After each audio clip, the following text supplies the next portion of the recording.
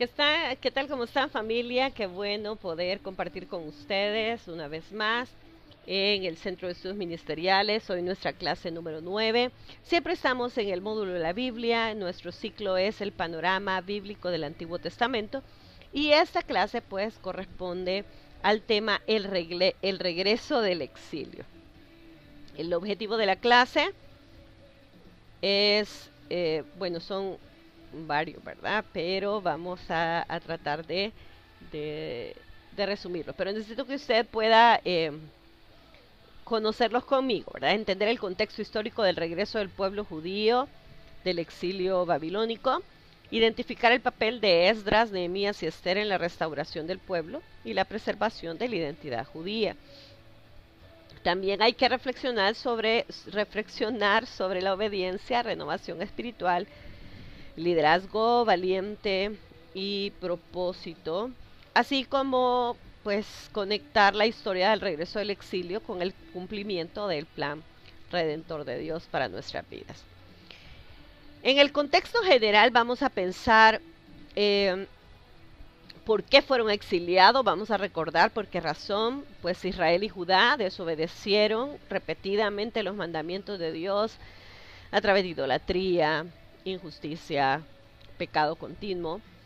Y entonces Dios envió profetas, ¿se acuerda? Isaías, Jeremías, Ezequiel, para advertir. Y finalmente, pues Babilonia destruyó Jerusalén en el año 1586 a.C.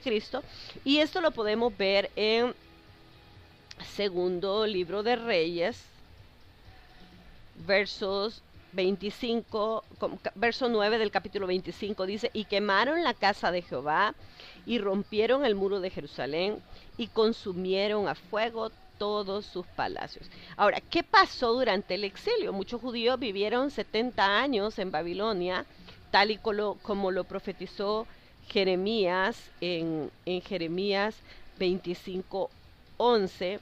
Dice la palabra del Señor así: mire, toda esta tierra será puesta en ruinas y en espanto, y servirán estas naciones al rey de Babilonia 70 años.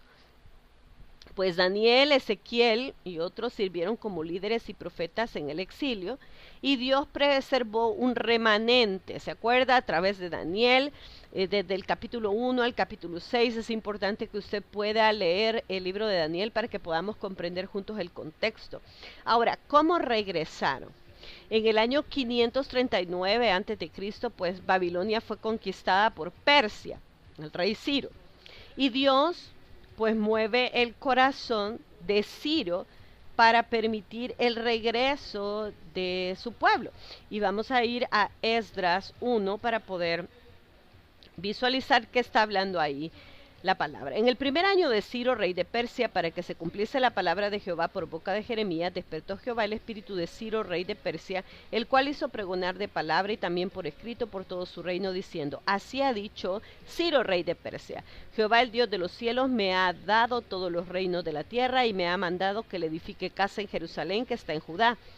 Quien haya entre vosotros de su pueblo, sea Dios con él, y suba a Jerusalén que está en Judá, y edifique la casa a Jehová, Dios de Israel. Él es el Dios, la cual está en Jerusalén. Y a todo el que haya quedado en cualquier lugar donde more, ayúdenle los hombres de su hogar con plata, oro, bienes y ganados, además de ofrendas voluntarias, para la casa de Dios, la cual está en Jerusalén. Así ha dicho Ciro, rey de Persia: Jehová de los cielos me ha dado todos los reinos y me ha mandado que le edifique casa.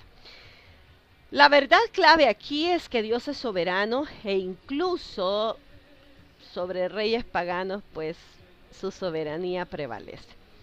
Y podríamos hablar sobre el momento del retorno del pueblo, ¿verdad? El retorno después del exilio, y lo podemos ver que se da en tres momentos, podemos decir así. Podemos estudiar que se da en tres momentos, a través de tres grupos principales: bajo Zorobabel el primer grupo, Esdras el segundo grupo, y Nehemías pues el tercer grupo específicamente. Ahora, no podemos empezar a hablar sobre Esdras, sino empezamos un poquito hablando sobre Zorobabel. Como recordamos, en el año 538 a.C., el propósito principal era construir el templo. Y entonces Zorobabel, con Josué, sumo sacerdote, pues lidera el primer grupo, ¿verdad? El segundo grupo, Esdras, en el año 458 a.C., y el propósito era la restauración espiritual. Y el tercer grupo, liderado por Nehemías, en el año 444 a.C., pues el propósito era reconstruir los muros y hacer una reforma, podríamos decir una reforma cívica. Ahora, ¿quién era Zorobabel? Era descendiente de David, gobernador de Judá bajo Ciro y Darío I. Lideró alrededor de 50,000 judíos de regreso a Jerusalén. Y esto lo vemos en Esdras, quiero que vaya conmigo, Esdras capítulo 2, versos 64 y 65. Dice la palabra: toda la congregación unida como un solo hombre era de 42,360, sin contar sus siervos y siervas, los cuales eran 7,337, y tenían 200 cantores y cantoras. Por eso es que hablamos de alrededor de unos 50,000 judíos. Y trabajó junto con Josué como sacerdote. Y dice en el verso 5 del capítulo 1 de Esdras: entonces se levantaron los jefes de la casa paterna de Judá y de Benjamín, y los sacerdotes y levitas, y todos aquellos cuyo espíritu de Dios despertó Dios para subir a edificar la casa de Jehová. Edificaron el altar de Dios de Israel para ofrecer holocaustos, eso lo dice Esdras 3:2. Colocaron los cimientos del templo, lo dice Esdras 3, versos 10 y 11. Habla cuando los albañiles del templo de Jehová echaban los cimientos, cantaban, alababan y dando gracias a Jehová. Eso es lo que menciona. Ahora, obstáculos fuertes que pudieron enfrentar: habían enemigos externos como los samaritanos. Los pueblos vecinos trataron de impedir la obra con intimidación y muchas acusaciones. Hubo desaliento interno, ya que el pueblo se desanimó y la obra se detuvo por alrededor de unos 16 años. Y eso lo dice en Esdras 4:24, dice: y así se detuvo la obra de la casa de Dios. Entonces cesó la obra de la casa de Dios que estaba en Jerusalén y quedó suspendida hasta el año segundo del reinado del rey Darío de Persia. Aquí hay una intervención profética. Los profetas Ageos y Zacarías pues animaron al pueblo a retomar la obra, y eso lo podemos ver en Esdras capítulo 5. Dice en los versos 1 y 2: profetizaron Ageo y Zacarías, hijo de Ido, ambos profetas, a los judíos que estaban en Judá y en Jerusalén, en el nombre de Dios de Israel, quien estaba sobre ellos. Entonces se levantaron Zorobabel, hijo de Salatiel, y Jesúa, hijo de Josadac, de este está hablando de Josué, y comenzaron a reedificar la casa de Dios que estaba en Jerusalén, y con ellos los profetas de Dios que les ayudaban. Pues el segundo templo fue terminado en el año 515 a.C. bajo el reinado de Darío I. Y más adelante, en el capítulo 6, siempre de Esdras, dice la palabra en el verso 16: entonces los hijos de Israel, los sacerdotes, los levitas y los demás que habían venido de la cautividad, hicieron la dedicación de esta casa de Dios con gozo. Miren, hicieron la dedicación con gozo. Así que Zorobabel y Josué establecen la base física y espiritual de restaurar la adoración verdadera y el lugar de encuentro con Dios. Sin altar ni templo, no había identidad como pueblo de pacto. Por eso esta primera etapa es la columna vertebral para Esdras y Nehemías. Así que no podíamos adelantarnos un poquito a ir al Esdras, ¿verdad? Que prácticamente habla de una restauración espiritual, sin hablar un poco sobre Zorobabel, ¿verdad? ¿Quién era Esdras? Pues era un sacerdote descendiente de Aarón. Y quiero que usted lo vea conmigo. Esdras 7.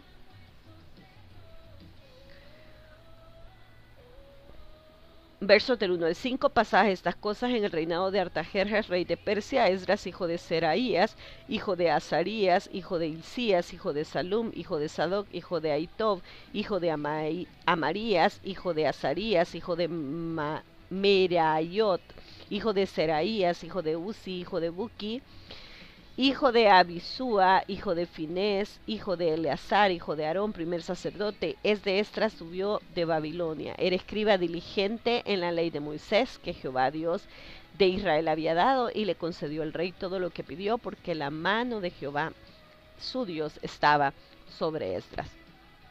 Era un escriba, experto en la ley de Moisés. Es el líder del segundo retorno, ¿verdad? En el año 458 a.C., como lo habíamos mencionado. Y después del primer retorno bajo Zorobabel, muchos judíos se habían establecido, pero se habían mezclado en prácticas paganas. Entonces el templo estaba reconstruido, como lo vimos en Esdras 3 y al 6, ¿verdad? El capítulo 6 que nos hablaba sobre eso, pero el corazón del pueblo necesitaba renovación. Y nos habla aquí en el verso 10 del capítulo 7 de Esdras, y con él subieron a Jerusalén algunos de los hijos de Israel y de los sacerdotes, levitas, cantores, porteros y sirvientes del templo en el 7º año del rey Artajerjes, y llegó a Jerusalén en el mes quinto del año 7º del rey. Empecé a leer desde el 7, perdón, porque el día primero del primer mes fue el principio de la partida de Babilonia. El primero del mes quinto llegó a Jerusalén, estando con él la buena mano de Dios, porque Esdras había preparado su corazón para inquirir la ley de Jehová y para cumplirla, y para enseñar en Israel sus estatutos y sus decretos. Podemos hablar realmente que un principio básico del regreso a través de Esdras es que la restauración no puede ser solo física, sino espiritual.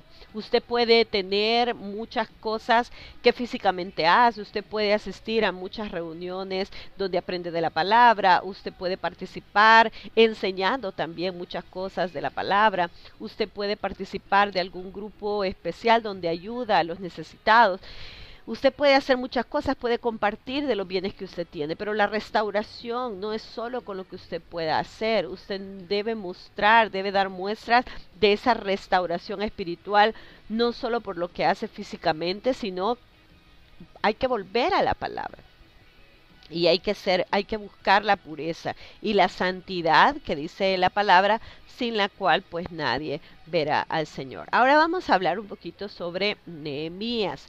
Estamos hablando de una restauración de la ciudad y de la comunidad, ¿verdad? Del pueblo. Pues Nehemías era un judío eh, en, en un alto cargo en Persia, era copero, y cada vez que digo Artajerjes se me mete en otra, la R antes, ¿verdad? Entonces no era corpero, oye, era copero del rey Artajerjes primero. Era un hombre de oración, un hombre de visión, un hombre de acción, y lideró el tercer retorno en el año 444 a.C.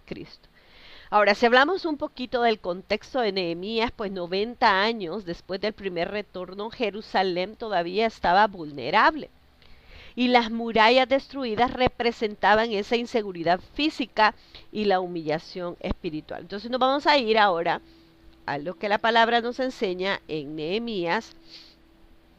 Vamos a buscar el capítulo 1 de Nehemías, el verso número 3, y dice la palabra del Señor así: y me dijeron el remanente, los que quedaron de la cautividad allí en la provincia están en gran mal y afrenta, y el muro de Jerusalén derribado y sus puertas quemadas a fuego. Prácticamente, pues Nehemías tenía una gran misión, ¿verdad? Reconstruir el muro, reconstruir la unidad del pueblo a través de la oración. Entonces, hay una restauración del compromiso con la ley, porque una de las cosas que está hablando aquí, o lo que hace Nehemías, es tratar de restaurar eso. La palabra del Señor nos habla que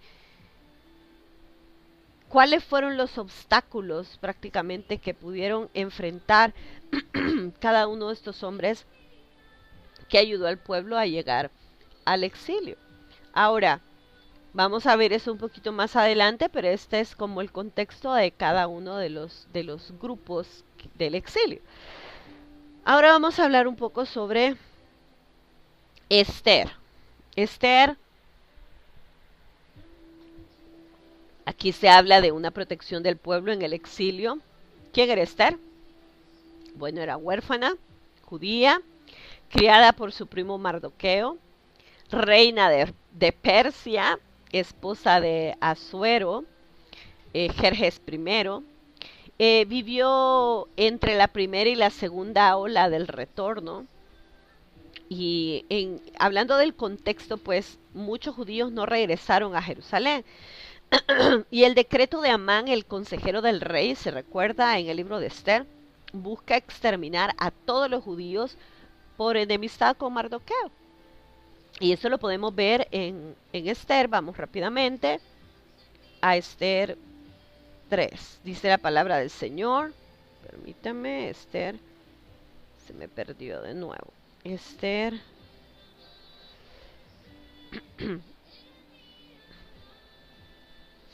Esther 3, vamos a leer el verso 8.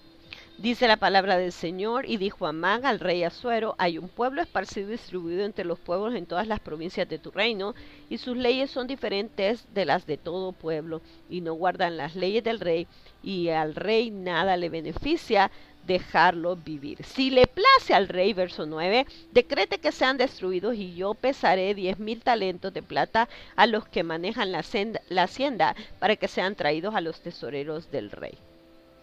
Ahora,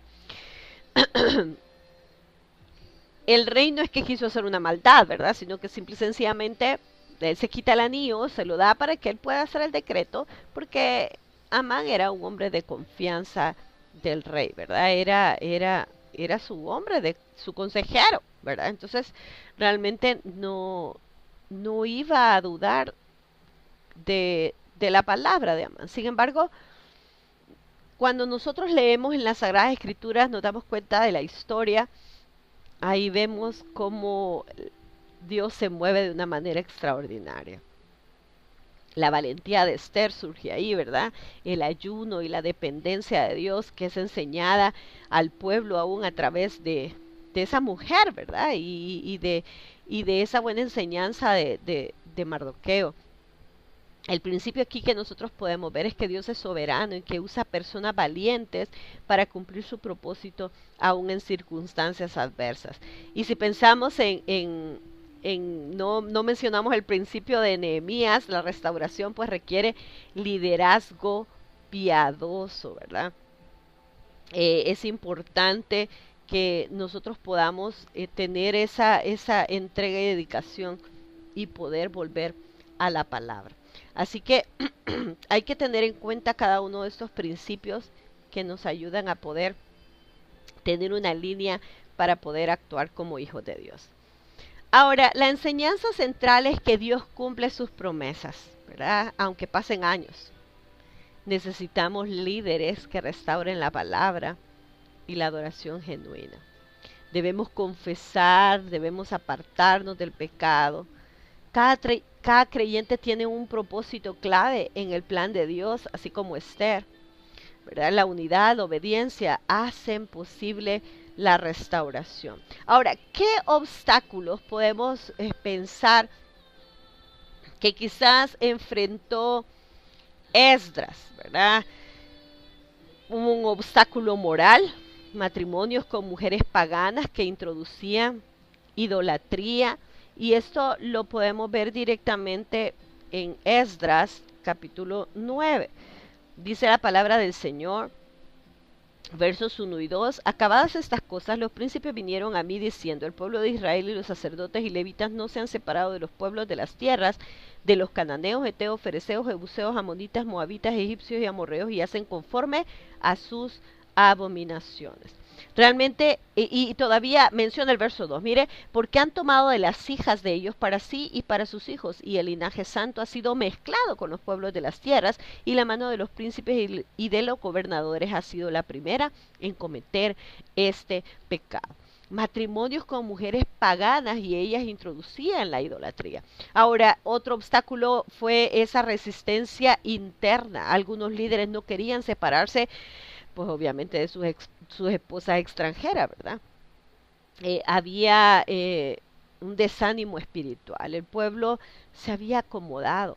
Y en el verso 4 del capítulo 10 de Esdras, la palabra dice, levántate porque es tu obligación, esforzaos y poned manos a la obra.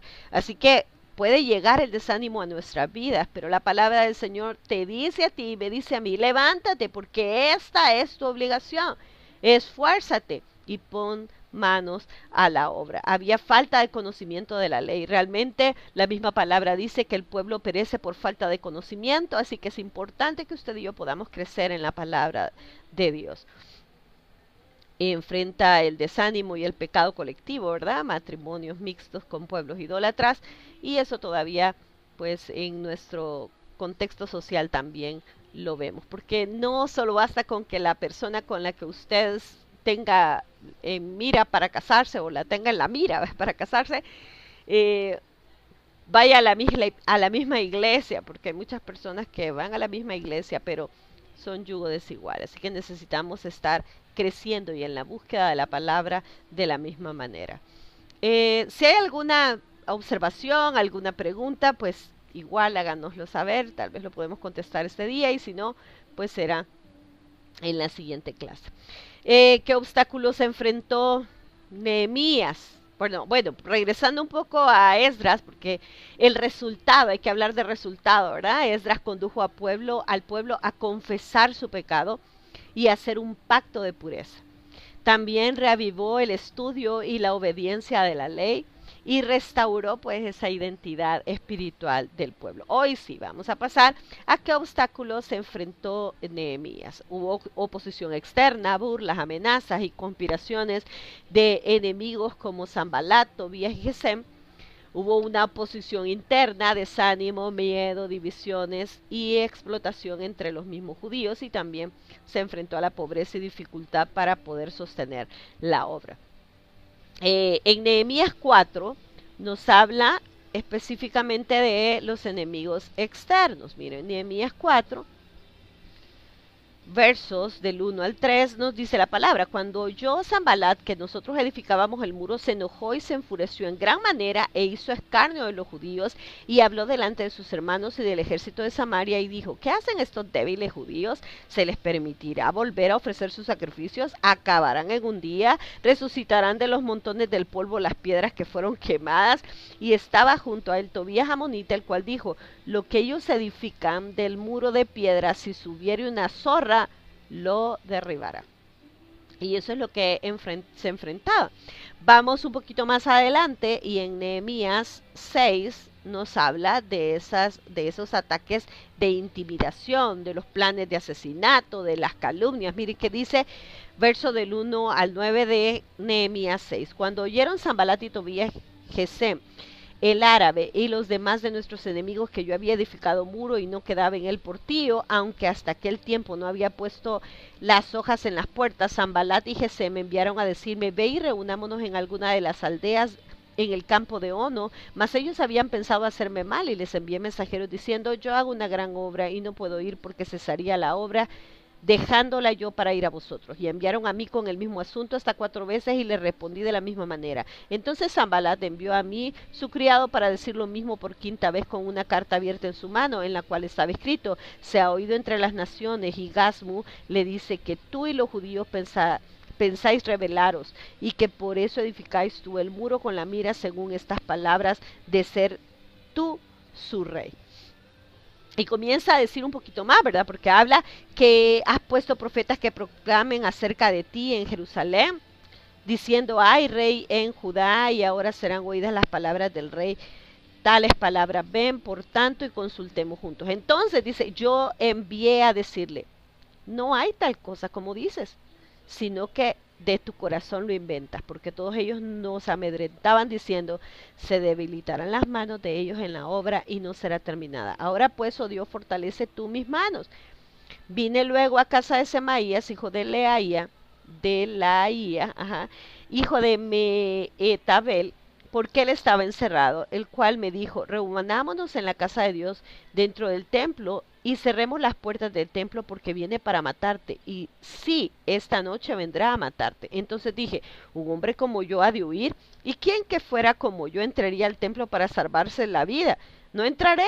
Y entendí que Dios no lo había enviado, sino que hablaba aquella profecía contra mí, porque Tobías y Sanbalat lo habían sobornado, porque fue sobornado para hacerme temer así y que pecase y le sirviera de mal nombre, que fuera yo infamado. Y qué tremenda la confianza de Nehemías, ¿verdad? A pesar de todas esas cosas.